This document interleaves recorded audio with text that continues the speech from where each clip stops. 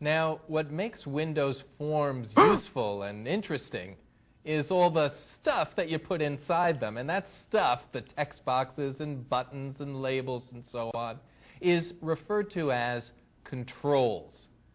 So now let's take a look at how you can add controls to your Windows Forms using VisualStudio.net. The controls that are available to be added to your Windows form are listed over here in the toolbox underneath the Windows Forms category. The one that is selected now is the pointer, which is not a control at all. That just allows you to make selections. And as I move my mouse pointer up and down, you'll notice that when I hover over a particular control, it gets that sort of 3D look to tell me that that's the control that would be available now. And these are in no particular order. I mean, maybe it's an order based on how frequently they're used or just based on the whim of whoever set this up. There's no obvious order for the way these are listed here. You can change it to be alphabetical order if you want to, but I find that the standard order is pretty convenient. So let's say, for example, that I want to add a label to my form.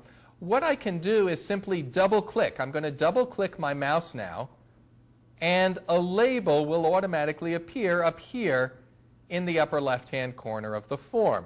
If I want to add a text box, I can come over here on text box, and this time, instead of double-clicking, I'm going to click and drag. So I'm clicking on text box, I'm holding my mouse down, and I'm dragging over, and then I'll release it somewhere over here in the middle of the form. And how about a button? I'll click on button, and I'll drag that over.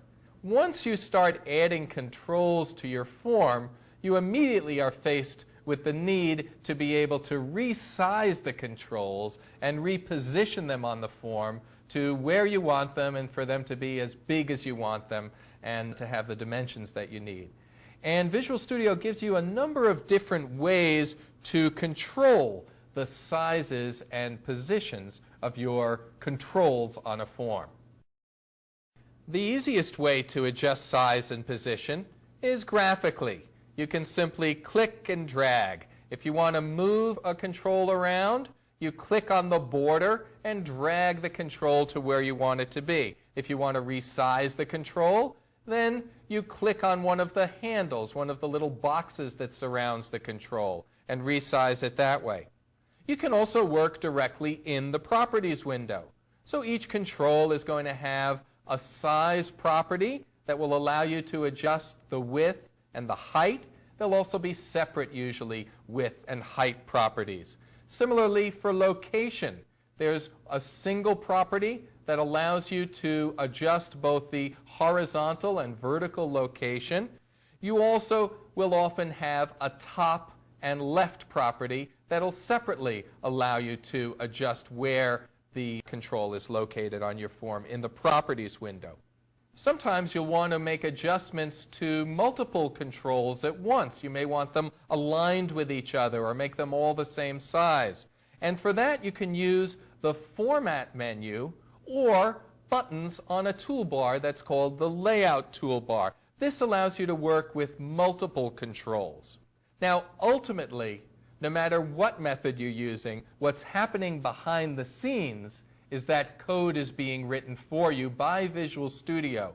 And as I say, ultimately, this is the only way to control the location and the size of your controls. And of course, if you prefer, you can work directly in code and set the properties there. When you're using the menus or the graphical interface or the Properties window in Visual Studio, really, these are just easy ways of writing code. Ultimately, all the settings end up being expressed in the code behind your form. If I hover the mouse over the border of a control, I get this four-sided arrow type of cursor, and I can click and move the control around. If I hover over one of these sizing handles, I can drag to resize, and I can also use the Properties window. I can come over here in the Properties window for this button, and change the size. So for example, the width, instead of being 104, could be 72. And click away, and the size of the button is adjusted.